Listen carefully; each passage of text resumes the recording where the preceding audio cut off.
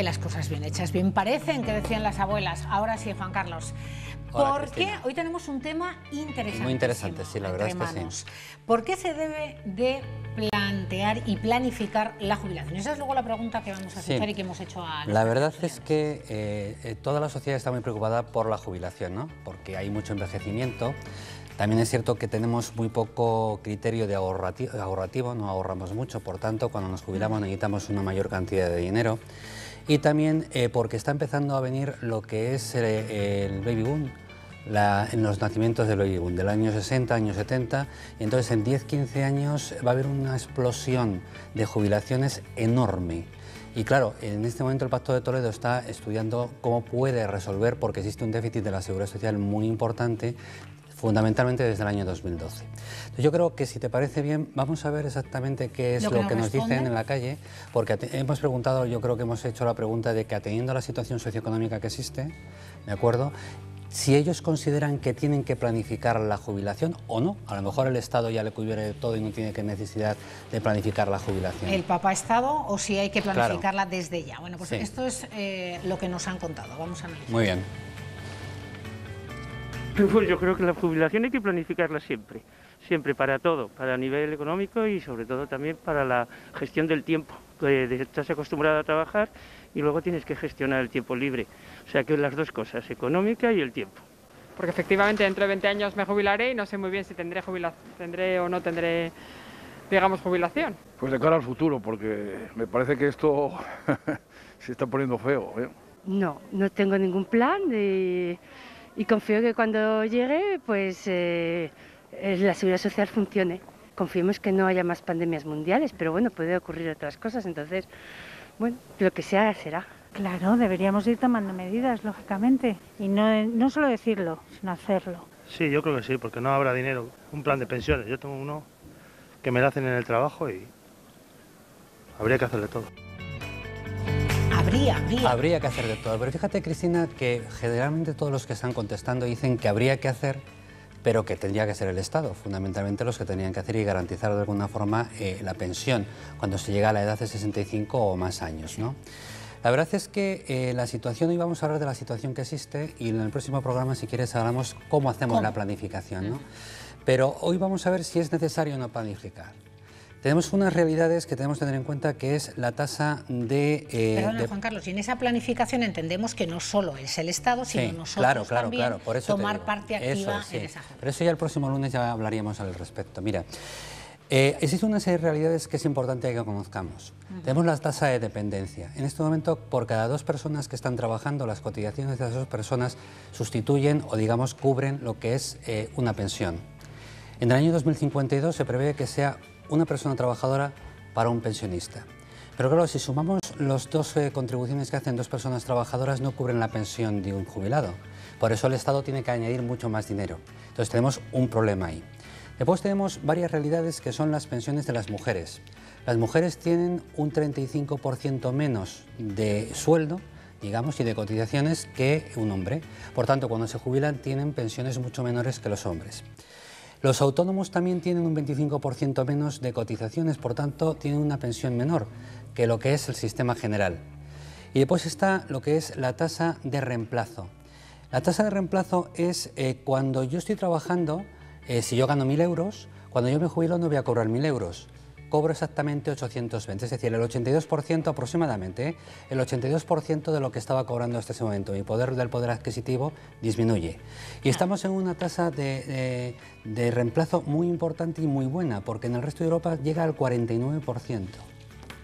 Es decir, el resto de Europa, Cristina, cuando ellos se jubilan, de 1.000 euros que estuvieran ganando, cobran 490. Y el resto se lo tienen que complementar con planes sustitutorios, complementarios de pensiones. Claro, y eso lo saben desde que comienzan a trabajar. Evidentemente, porque el sistema está así estipulado desde hace ya muchísimos años, en Inglaterra, en Alemania, en Francia, en Holanda, ¿no? La tasa de reposición más alta es la de España. Y estamos cubriendo prácticamente lo que es el sueldo, ¿no? Menos el 18%. Después tenemos otras 2 realidades que son importantes, que es que la población... la natalidad ha disminuido. Desde el año 2009 al 2019 ha bajado un 28% la natalidad. Y después somos un país de una esperanza de vida enorme. En el 2040 hay unos estudios que es el mejor país de esperanza de vida de todo el mundo. Va a ser en el 2040. O sea, que es que se nos junta todo. Esto es como la tormenta perfecta, ¿no? No es malo lo que tenemos alrededor, pero hay que poner remedio. Claro. Y después tienes una cosa, porque claro, todo esto se fundamenta en un presupuesto general del Estado y el presupuesto general del Estado tiene unas limitaciones de dinero y hay que solventar todos estos pagos. Entonces, bueno, estas son las realidades por las que hay que empezar a preocuparse. Y que además yo creo que hay que hablar, y cada vez más digo, de la cuestión de la jubilación. Por eso me parece acertadísimo una vez más el tema que has elegido, que lo iremos desgranando en este y el programa siguiente, la próxima semana, pero en esta comunidad sobre todo, y hablar de jubilación y de qué hacer, y sobre todo las generaciones que aún tienen muchos años, décadas por delante, para adelantarnos. Tiene la ventaja del tiempo. Claro, tiene la ventaja del tiempo. El problema son las personas que diferente. en 5 o 10 años se tienen que jubilar y no tienen capacidad de ahorro. Fíjate que con todas estas realidades, lo que se piensa en el año 2000 exacto es hacer un fondo de reserva, una reserva de las pensiones.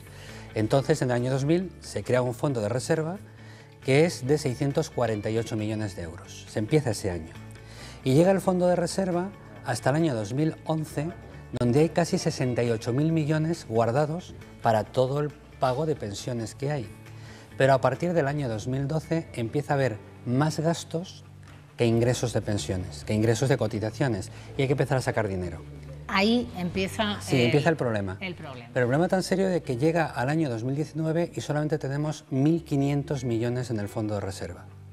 Nos hemos gastado, hemos tenido que aplicar todo ese dinero a todas las pensiones que hay. ¿Por qué? Porque hay tres realidades.